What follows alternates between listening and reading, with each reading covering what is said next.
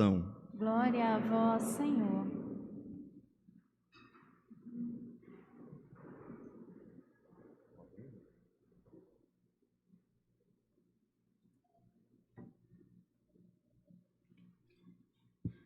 Meus queridos irmãos, esse 25º domingo do tempo comum, a igreja nos oferece essas leituras bíblicas para a nossa reflexão, o ensinamento de Jesus para nós nesse dia do Senhor. Eu gostaria de trazer aqui para vocês 3 pontos para nós refletirmos. Claro que temos muito mais, mas 3 são suficientes para a gente trazer para a nossa vida, para a gente levar para a nossa vida. O primeiro deles está na primeira leitura do livro da sabedoria. Começa assim a leitura: os ímpios dizem: armemos ciladas ao justo, porque sua presença nos incomoda. Armemos ciladas ao justo, porque a sua presença nos incomoda. Nós temos que entender isso. Desde o Antigo Testamento até os dias de hoje, o justo incomoda. Desde o Antigo Testamento, o justo incomoda os injustos. Agora é claro também que o injusto deve incomodar o justo, ou melhor, o justo deve se sentir incomodado diante das injustiças que o injusto comete. Então, se é verdade que o justo incomoda o injusto, deve ser verdade também que o justo deve se incomodar com a injustiça. Com a injustiça, até mesmo os injustos se incomodam. Até mesmo os injustos não gostam de injustiça, porque afinal de contas, só eles podem cometer, só eles podem obter vantagens das injustiças, ninguém mais. Não raramente você vê uma pessoa que só nega impostos, você vê uma pessoa que não paga suas dívidas, você vê uma pessoa, que fica devendo até para o santo, até para Nossa Senhora da Guia, essa pessoa indignada porque os políticos roubam, porque os políticos desviam verbas, porque os políticos têm que morrer, porque eles fazem coisas abomináveis. Não raramente você vê uma pessoa injusta se incomodando com as injustiças, porque não é ele que está ali se beneficiando delas. Então os injustos incomodam até os próprios injustos, porque tem uma disputa entre eles, quem ganha mais, quem tem mais vantagens. É uma hipocrisia que Jesus detestava, A hipocrisia que Jesus detestava, que ele combatia muito. Vocês podem perceber que Jesus, ele não passava a mão na cabeça de nenhum pecador, mas alguns ele cobrava mais. Por exemplo, dos religiosos, dos chefes religiosos, que cometiam injustiças, que colocavam pesados fardos nas costas dos outros, mas não estavam dispostos a carregá-los. Ele se incomodava muito e brigava e confrontava muito essa gente. Então a hipocrisia dos injustos, pagando de santo e se indignando com aqueles que fazem coisas erradas. Mas ele também faz, deve até para o santo, como eu falei. E outras coisas mais. Quando nós falamos de injustiça, nós não estamos só no campo social. A gente costuma ligar injustiça e justiça ao campo social. Então, injustiças sociais. Mas o que é justiça? Justiça é santidade. Justiça é ser santo. São José foi elogiado no Evangelho como homem justo, ou seja, como homem santo. No Antigo Testamento, essa era uma forma de elogiar as pessoas, melhor forma, justo, santo. São José provavelmente era justo porque ele pegava um serviço lá na sua marcenaria e entregava da forma que ele pegou, porque ele era carpinteiro, né? Então ele pegava um serviço e entregava conforme o combinado. Ele era justo porque ele cobrava o que realmente valia aquele serviço. Ele era justo também porque ele pagava os impostos. Ele era justo porque ele rezava como o mandamento, como a lei previa. Ele era justo porque ele ia ao templo cumprir os rituais prescritos na lei. Ele era justo no campo social, mas também na sua relação com Deus. Então, ser justo é fazer aquilo que tem que ser feito em qualquer lugar. Tem que pagar os impostos? Paga. Tem que pagar as dívidas? Pague. Tem que cobrar o que é justo? Cobre. Vai cobrar o que é justo, não o que é injusto. Não menos e nem mais, mas o que é justo. A gente usa essa palavra também quando a gente vai vestir uma calça, né? Ela está bem apertada, você faz, a calça está justa. Quer dizer, não está sobrando nada, nenhum espaço. Isso é justiça, é você fazer aquilo que tem que ser feito, nem para mais e nem para menos. Isso é justiça. São José era um homem justo, na sua relação com Deus, na sua relação com o próximo, na sociedade, na religião. Ser justo é isso. Devolver o dízimo é justiça. Rezar todos os dias, ir à missa aos domingos, cumprir os mandamentos da lei de Deus é justiça. Então, o injusto se incomoda com os outros injustos, mas não porque eles estão preocupados com a justiça, mas porque é eles que não estão sendo beneficiados. Agora, o justo se incomoda por causa do senso de justiça, que tem que ter. Então, uma pessoa que se diz justa, por exemplo, e não fica indignado diante de um homem batendo uma mulher, não é justo.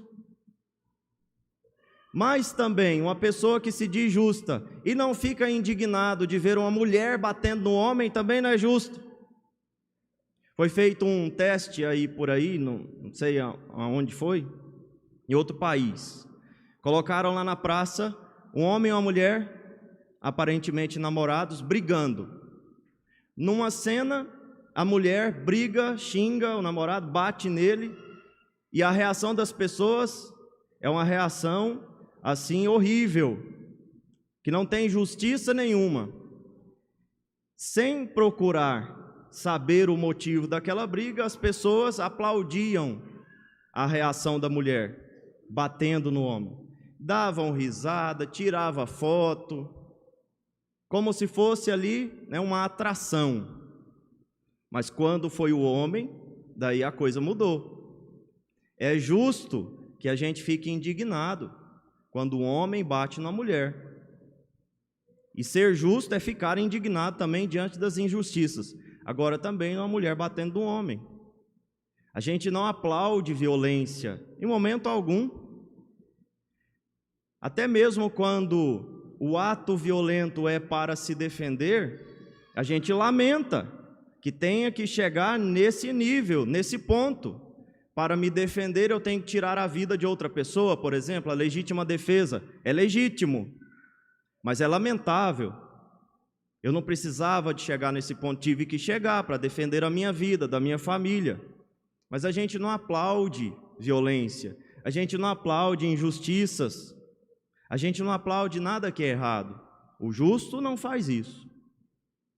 Então, primeiro ponto. Essa questão da injustiça e da justiça é muito mais ampla do que a gente imagina. Não é só para os outros, é para nós, sobretudo para nós. Eu tenho que ser justo sempre, fazendo aquilo que eu tenho que fazer. Se eu sou pai, é justo que eu trabalhe para sustentar a minha casa. Se eu sou mãe, é justo que eu trabalhe ao modo de mãe para sustentar a minha casa. Se eu sou filho, é justo que eu colabore nas coisas lá em casa, que eu respeite os meus pais, que eu obedeça aos meus pais. Obediência irrestrita, inclusive, a não ser em caso de imoralidade, a gente não tem que obedecer, claro, né? Uma imoralidade, não. Mas dentro de casa, sob o teto dos meus pais, eu obedeço e pronto. Mesmo que seja capricho, eu tenho que obedecer. A não ser que me mande pecar, daí não. Mas se não é isso, é justo que eu obedeça. Precisamos ser justos. E se a gente for, não se espante. Se nós formos justos, nós vamos desagradar. Nós vamos incomodar. Apenas a presença, a mera presença incomoda. Não precisa dizer nada. Se você vive a justiça do terceiro mandamento, por exemplo, e vai na missa todos os domingos, você vai incomodar. Vai ter uma montoeira de gente dizendo para você, mas de novo, você já foi domingo passado? Eu não aguento essa história de rezar desse tanto. Eu vou uma vez no ano, eu rezo em casa, e de novo lá nessa igreja, de novo indo à missa. Não precisa dizer nada, basta você cumprir o mandamento, ou seja, ser justo, as pessoas vão se incomodar. Porque a injustiça, aliás, a justiça denuncia aquilo que está errado. Aquelas pessoas que têm preguiça, preferem que você fique preguiçoso do que simplesmente superar a preguiça. Prefiro que todos sejam preguiçosos e que não participem da missa todos os domingos, porque daí eu não me sinto cobrado por ninguém, que afinal de contas ninguém faz, pelo menos aqui em casa não. Então aí é parente enchendo o saco, é parente chegando em casa para visitar na hora de ir para a igreja. Se você é justo, você fala, vamos, ou então me espera, porque eu estou indo. Tem que ter essa coragem. Mas como é que eu vou fazer? Faça. Se for para o serviço, você fala. Quem é que fica em casa fazendo sala para parente quando tem que ir trabalhar? Ninguém. Olha, eu tenho que ir trabalhar. Até que gostaria de ficar aqui, mas não tem jeito.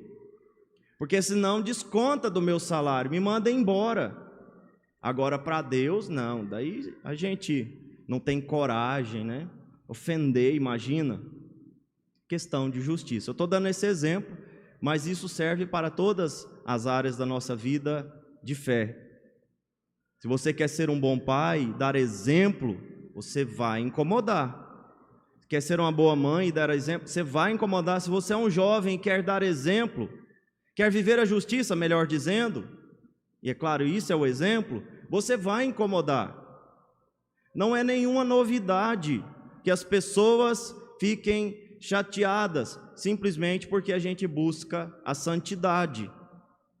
Não é nenhuma novidade, desde o Antigo Testamento, aqui no livro da sabedoria. Jesus desagradou, os apóstolos desagradaram, todos eles foram mortos. Os chefes religiosos mandaram matar Jesus, não porque Jesus fazia coisa errada, mas porque eles não suportavam aquela verdade, porque incomodava eles. Vamos eliminar. Porque daí ninguém questiona, ninguém incomoda, ninguém confronta o meu erro. Primeiro ponto, a justiça.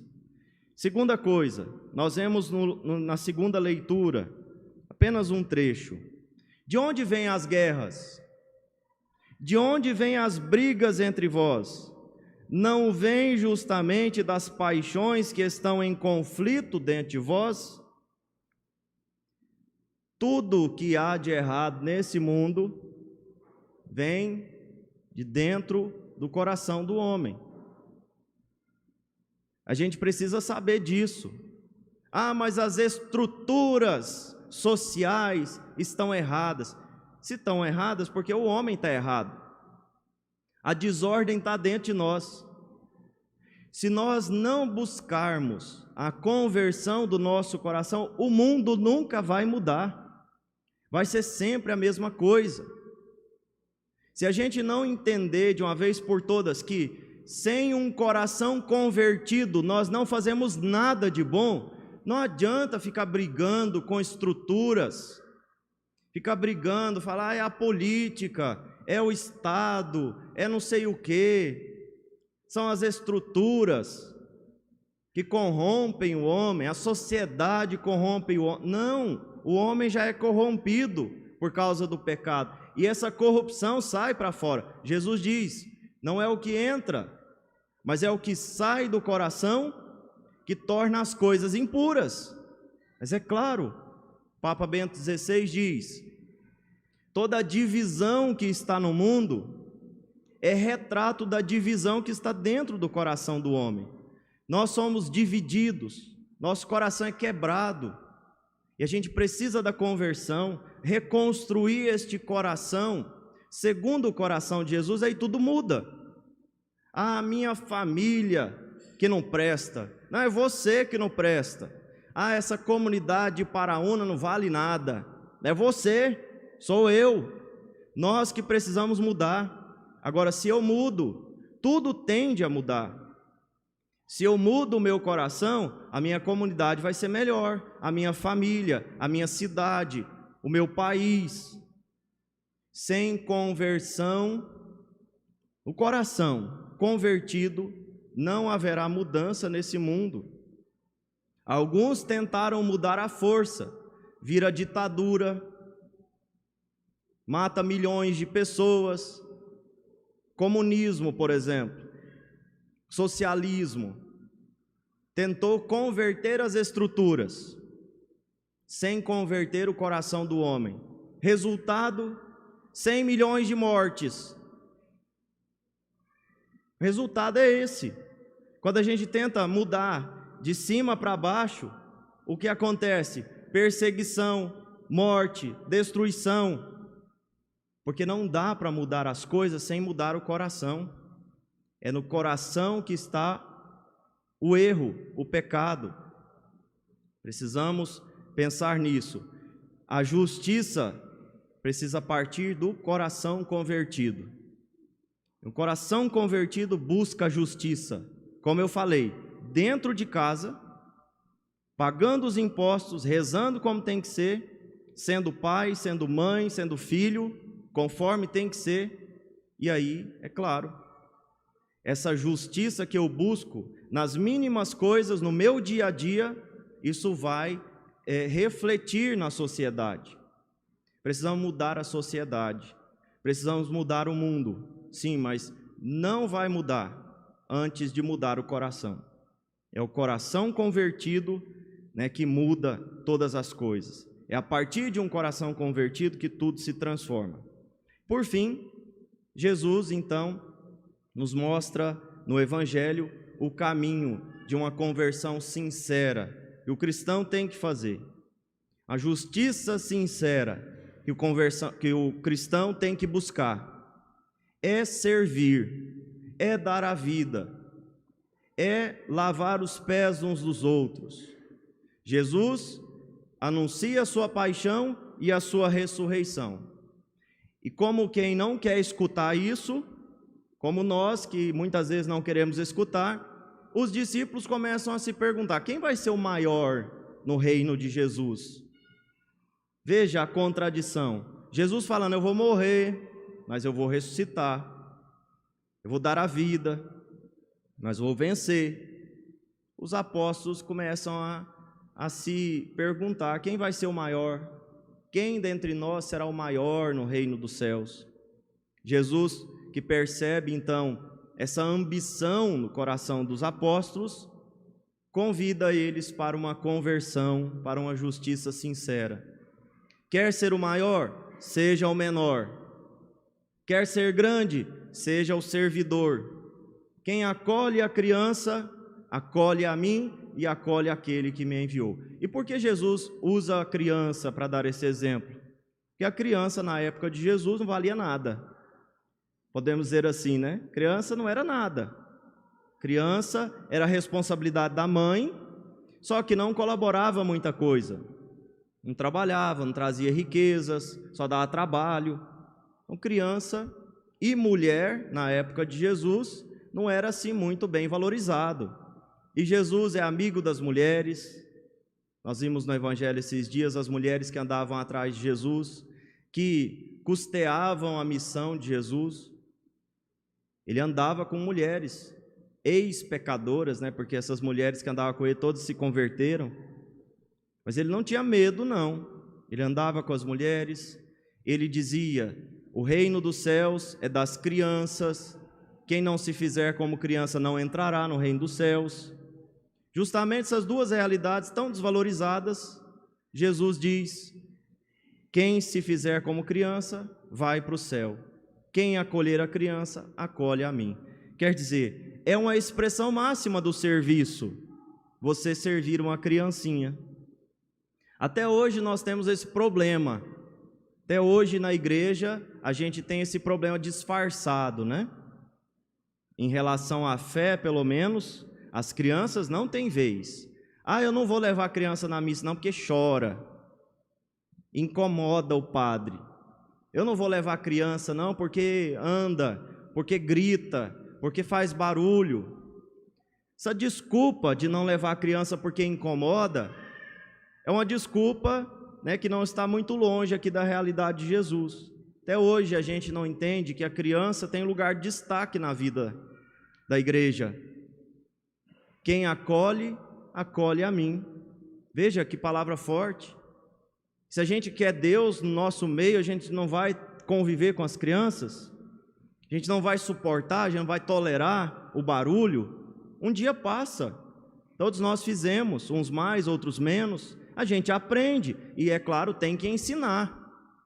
Isso não significa que a gente não tenha que ensinar a criança, mas assim, no seu tempo, pouco a pouco. Primeiro você ensina que tem que vir à igreja a qualquer custo. Vem, mesmo que tenha que ficar andando com ela, às vezes sair lá de fora um pouquinho, para se acalmar. Depois você vai ensinando. Você pode andar aqui perto da mamãe, aqui perto do papai, você pode andar, mas fazendo pouco barulho. Depois você ensina a fazer barulho nenhum. Depois você ensina a ficar sentado, participar da missa, mas aos poucos você vai ensinando. Você vai fazendo com que ela aprenda a se comportar devidamente dentro da igreja. Mas enquanto ela não aprende, ela vai se comportar como uma criança, que chora, que dá birra, que grita, que quer brincar, que não tem paciência. E a gente tem que tolerar essa caminhada, esse tempo, a gente tem que suportar. Jesus está nas crianças. E veja aqui, para terminar, sei que está muito longo, mas é que muita coisa eu gostaria de trazer para vocês. Jesus disse no Evangelho hoje, claramente, quem acolhe uma criança, quem serve uma criança, está servindo a mim, está acolhendo a mim. É o próprio Jesus que disse. E o Papa Francisco, há pouco tempo atrás, disse que o choro das crianças é a voz de Deus. A voz de Deus. Claro, tem relação com o que Jesus falou.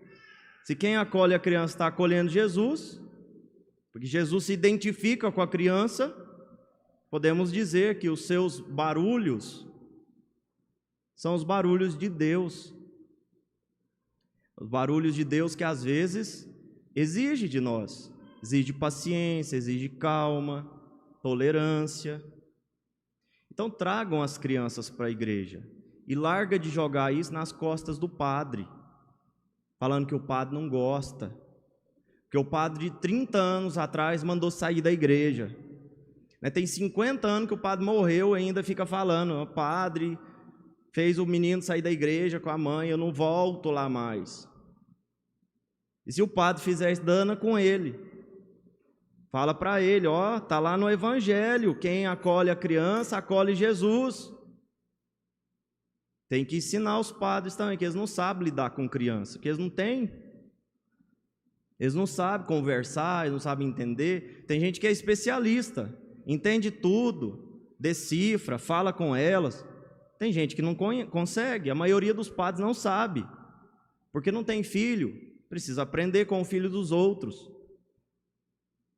Como lidar, como conversar, como se relacionar é difícil. Mas a gente aprende, tem que ensinar, tem que ter paciência também. Agora não jogue nas costas.